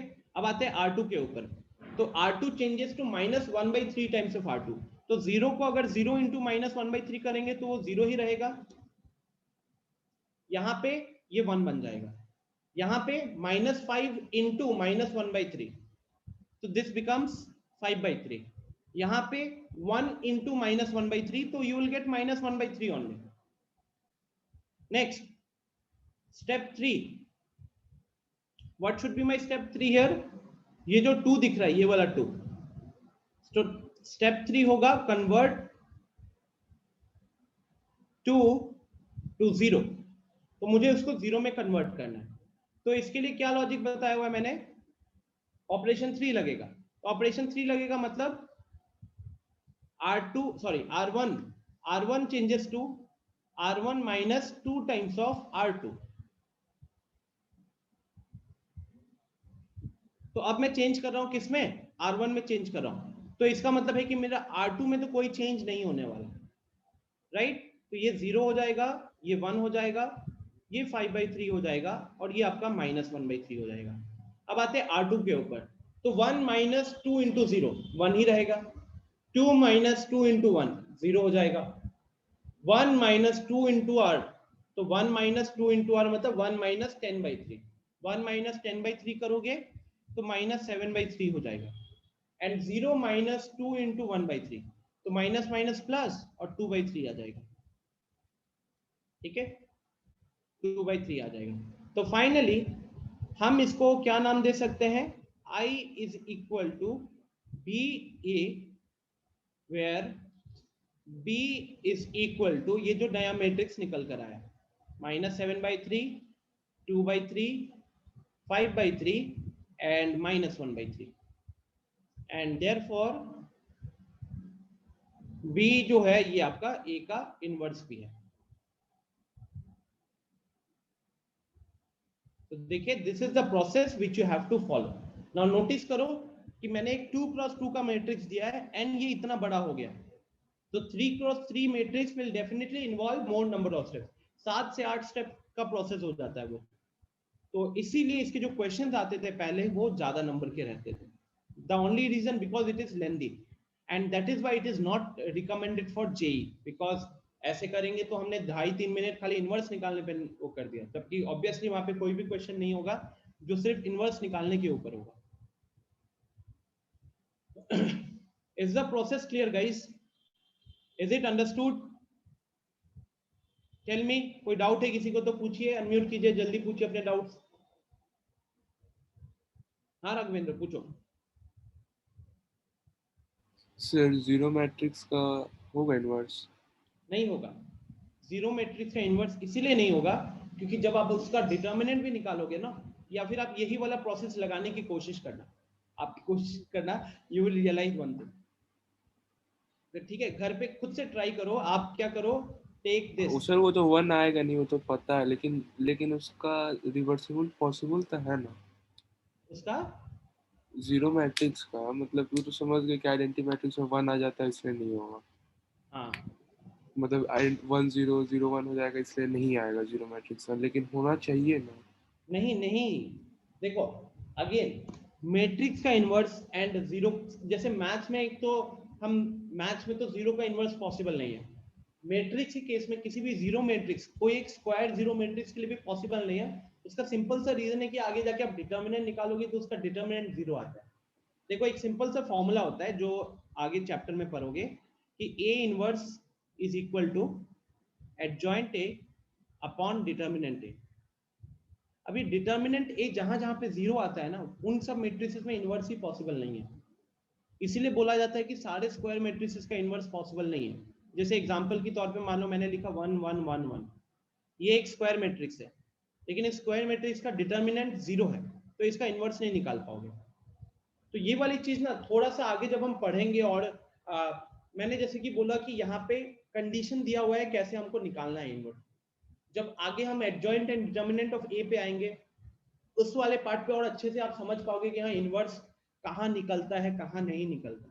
और यहाँ पे इनवर्स का इकलौता मतलब क्या दिया हुआ है, सबसे पहले से इनवर्स का इकलौता मतलब यही दिया हुआ है कि किसी भी मैट्रिक्स का इनवर्स जब उस मैट्रिक्स के साथ मल्टीप्लाई करोगे, so the result should be an identity matrix, किसी भी मैट्रिक्स। अब इसके लिए ऐसा कोई मैट्रिक्स ही नहीं है जिसको मल्टीप्लाई करके आपको आइडेंटिटी मैट्रिक्स मिलेगा, ठीक है, इसके लिए कोई ऐसा मैट्रिक्स ही पॉसिबल नहीं है जिसको मल्टीप्लाई करके आपको एक आइडेंटिटी मैट्रिक्स मिलेगा, ठीक है।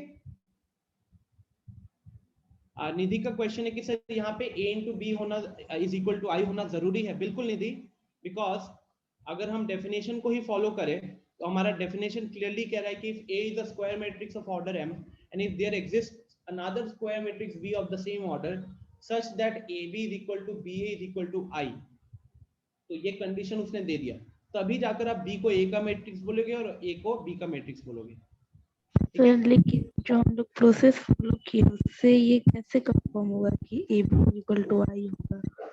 देखो ये प्रोसेस में ये हमेशा कंफर्म हो जाए, मतलब आप करके देख लेना, जैसे कि यहाँ पे हमने क्या किया, हमने बी मैट्रिक्स निकल ये कहाँ गया, हाँ ये वाले स्टेप में आपने इसका मैट्रिक्स निकाल, इसका वन कौन सा था मैट्रिक्स 1 2 5 7, हमने इसको सॉल्व किया तो हमको ये मैट्रिक्स मिला, राइट। अब आप क्या करना निधि, आप इसका इन्वर्स निकालो, घर पे काम करना, इसका इन्वर्स निकालना और देखना आपको वो मिलेगा, ठीक है। दिस इज फॉर श्योर, ये प्रोसेस इस तरीके से निकाला गया है, ओके। इसका इन्वर्स निकालना, देखना वो निकल कर आएगा। आनंद कुमार ने पूछा सर 3 into 3 का स्टेप कैसे चलेगा। अच्छा तो गाइज अभी time it's 11:30, I will take 2-3 minutes more, एक दो लोग निकल ही चुके हैं, मैं जल्दी से आपको यहाँ पे 3x3 का लॉजिक बता देता हूँ, ठीक है। मान लीजिए कि यहाँ पे है A B C D E F G H I, मेरा टारगेट है कि इसको मैं किस में कन्वर्ट करूं, एक आइडेंटिटी मैट्रिक्स में। तो 1 0 0 0 1 0 एंड 0 0 1 इसमें कन्वर्ट करना है, ठीक है। अब आपका टारगेट क्या होगा, आपका जो दिमाग, जो मैं कैसे सॉल्व करता हूं, तो मैं देखता हूं कि मैं पहले आऊंगा इस कॉलम पे, आइए पहले कॉलम 1 पे, ठीक है। कॉलम 1 पे first make 1 eight A11, A11 वाले पोजीशन पे पहले 1 बनाइए एंड देन मेक A21 एंड A31 एज 0, ठीक है। तो आपका कोशिश क्या होगा कि आप पहले कॉलम 1 पे आओगे, रो ऑपरेशन ही लगाना है, बट आप देखोगे कैसे, आप कॉलम वाइज देखोगे। तो कॉलम में देखोगे तो कॉलम में A दिखेगा, D दिखेगा, G दिखेगा। अब आपको चाहिए वहां पे 1 0 0, इसका मतलब है A को 1 बनाना है, D को 0 बनाना है, G को 0 बनाना है। आप शुरुआत कहां से करोगे, तो सबसे आसान तरीका और सबसे प्रूवन तरीका होता है कि आप पहले A को 1 बनाओ, उसके बाद D को 0 एंड G को 0 बनाना, फिर आओगे आप कॉलम 2 पे। कॉलम 2 में अब आपको क्या करना है, कॉलम 2 में आपके पास है B E एंड H, तो आपका कोशिश होना चाहिए कि उसमें से जिसको पहले 1 बनाना है उस पे फोकस करो। तो हम पहले किस पे फोकस करेंगे, make E as 1 and then पहले E को आप 1 बनाओगे और उसके बाद वो जो B और H है, and then make B and H as 0, उसके बाद आप B और H को 0 बनाओगे, ठीक है। और सिमिलरली कॉलम 3 में भी वही काम करना है। तो कॉलम 3 में हमारे पास है C F I, आप उसमें से I को पहले 0 बनाओगे, सॉरी I को पहले 1 बनाओगे और फिर बाकी एलिमेंट्स को 0 बनाओगे। इस तरीके से फिर कोई दिक्कत नहीं आती है। जल्दी से मैं इसकी प्रोसेस को एक्सप्लेन करता हूं जो मैंने बताया with the help of an example of your NCERT। Sir D और G 0 एक ही साथ करेंगे या पहले किसको करेंगे, तो एक ही साथ 0 हो जाएगा। कहाँ गया वो, आप कह रहे हो D और G एक साथ कर सकते हो। आपने मान लो ऐसा किया, आपने ऑपरेशन 3 लगाया और आप D को 0 कर रहे हो निधि A के हेल्प से, और आप G को भी 0 कर रहे हो A के हेल्प से, तब आप कर सकते हो। मतलब it's like let's say R2 changes to R2 minus K times of R1 and R3 changes to R3 minus M times of R1। अगर आप ये परफॉर्म कर रहे हो जहां पे आप R2 और R3 में चेंज ला रहे हो R1 के हेल्प से, तो कोई दिक्कत नहीं, आप एक ही स्टेप में लिख लो, ठीक है। और अगली क्लास में मैं क्वेश्चन सॉल्व करके दिखा भी दूंगा उस तरीके से। एज ऑफ नाउ ये जो प्रोसेस मैंने बताया है वो एक बार NCERT के इसको देखकर क्लियर कर लेते हैं। और सर अगर अलग अलग करेंगे तो किसी को भी पहले कर सकते हैं। हाँ बिल्कुल बिल्कुल बिल्कुल, बट उसमें क्या होगा निधि कि आप टाइम ही अपना बर्बाद करोगे थोड़ा सा, ठीक है ना। तो कोशिश यही रखना कि एक ही बार में कर लो, नंबर भी नहीं करता है। तो जैसे कि ये देखिए, ये रो ऑपरेशन लगा रहा है, तो A is equal to IA लिखा हुआ है, ठीक है। ये मेरा A मैट्रिक्स को पूरा लिखा है, I को पूरा लिखा, और इस A को हमने एक्सपैंड नहीं किया, मतलब नॉर्मली ये रखा हुआ है। अब आपका टारगेट क्या होता है, पहले टारगेट होता है इस 0 के जगह पे 1 लाना, इस 0 के जगह पे 1 लाना, यही होगा ना टारगेट। क्योंकि मैंने आपको क्या बोला हुआ है, आप पहले कॉलम वाइज देखोगे, तो इस कॉलम वाइज में सबसे पहले आपको इस पोजीशन पे 1 लाना है, तो उसके लिए क्या किया है, R1 और R2 को इंटरचेंज कर दिया है।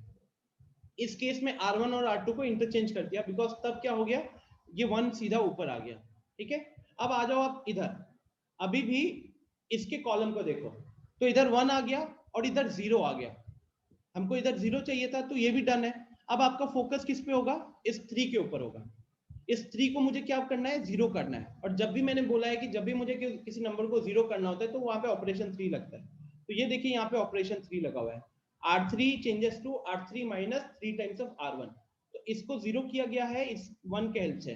तो कैसे करेंगे वो, definitely that will B 3 minus 3 into 1, that will B 3 minus 3 into 1। ठीक है, तो इसके कारण क्या हुआ, इसके कारण मेरा कॉलम 1 का काम डन हो गया। देख सकते हो कि कॉलम 1 डन हो गया। अब आते हैं कॉलम 2 पे। कॉलम 2 में हमको पहले यहाँ पे 1 लाना होता है, वो ऑलरेडी प्रेजेंट है। तो अब मेरा कोशिश क्या होगा, अब मेरा कोशिश होगा कि ये 2 को 0 करना है और इस -5 को 0 करना है। तो देखिए इसने क्या किया है, इसने पहले R3 को चेंज किया है, R3 minus 3 times of R1। R3 changes to R3 minus 3 times of R1। आप अगर चाहते तो आप यहाँ पे ये भी कर सकते थे, R3 changes to R3 plus 5 times of R2। R3 changes to R3 plus 5 times of R2 कर सकते थे, उससे भी आपका यहाँ पे 1 आ जाता, सॉरी उससे भी आपका यहाँ पे 0 आ जाता। ठीक है ना, ये देखो ये सिर्फ 0 के लिए किया गया है ये चीज।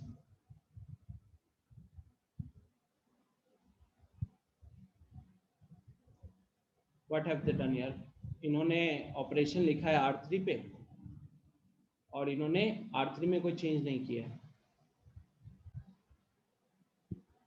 देखिए यहाँ पे प्रिंटिंग मिस्टेक है, R3 changes to R3 minus 3R1 लिखा है, लेकिन किया क्या है, ये वाला चीज यहाँ पे इन्होंने किया है। ठीक है, तो ये मतलब पहले नोटिस करो, यहाँ पे R3 में चेंज लिखा था, लेकिन चेंज किस में लाया वो लोग, चेंज लाया है R1 में। और यहाँ पे R3 और यहाँ पे R3 देखो अलग अलग है, यहाँ का R3 है 0 -5 -8, यहाँ का R3 है 0 0 2। तो अब इन्होंने चेंज किया है R3 में, देखिए यहाँ पे R1 एज इट इज है, R1 एज इट इज है, तो R3 में चेंज किया, लेकिन ऑपरेशन क्या लिखा है, ऑपरेशन लिखा है R1 पे। तो we have a small big printing mistake कह सकते हो। इसको यहाँ जाना चाहिए था और ये वाले को यहाँ आना चाहिए था। तो आप देखिए कि गाइस इसमें ये सेकेंड ऑर्डर नोटिस कर रहे हो कि एनसीईआरटी भी यही फॉलो हो रहा है एनसीईआरटी में। फिर उन्होंने सेकेंड कॉलम को उस फॉर्म में लिखा। अब हमारे पास फाइनली क्या आएगा, हमारे पास अब आएगा ये लास्ट वाला। तो लास्ट वाले में टारगेट क्या रहेगा हमारा, कि हमें इस कॉलम को देखो, इस कॉलम में पहले इसको 1 लाना है। तो देखिए इसके लिए R3 changes to half of R3 किया है, तो ये 1 आ गया। फिर इसके ऊपर के जो 2 एलिमेंट है इनको 0 करना है, तो इसके लिए पहले इसको 0 किया है और उसके बाद अगले स्टेप में देखना इसको 0 किया होगा।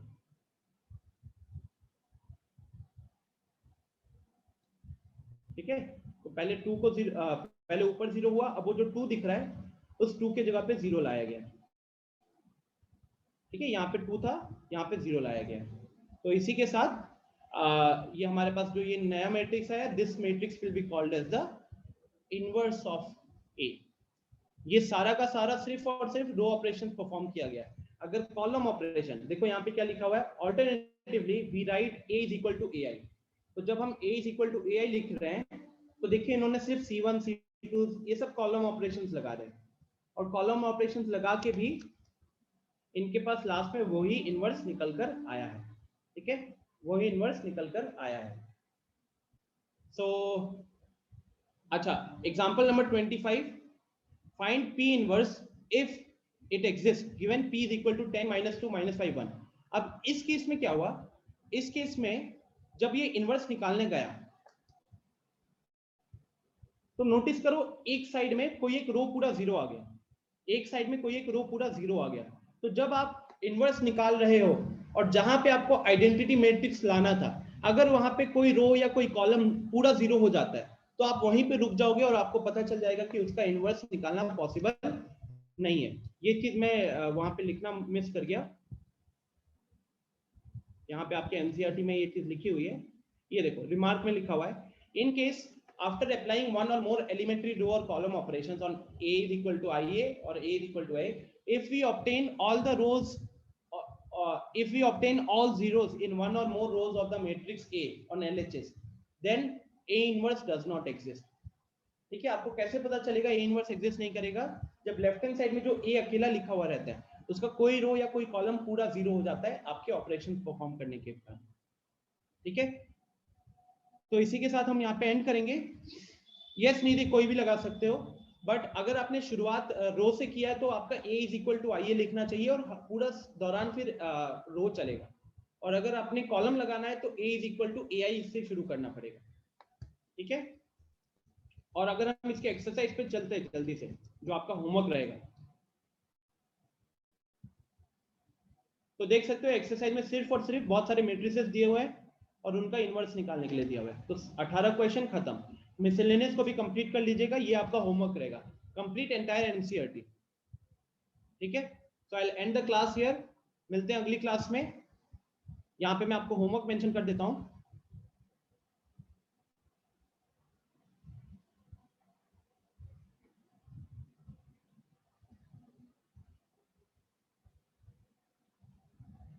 Complete 3.4 and miscellaneous.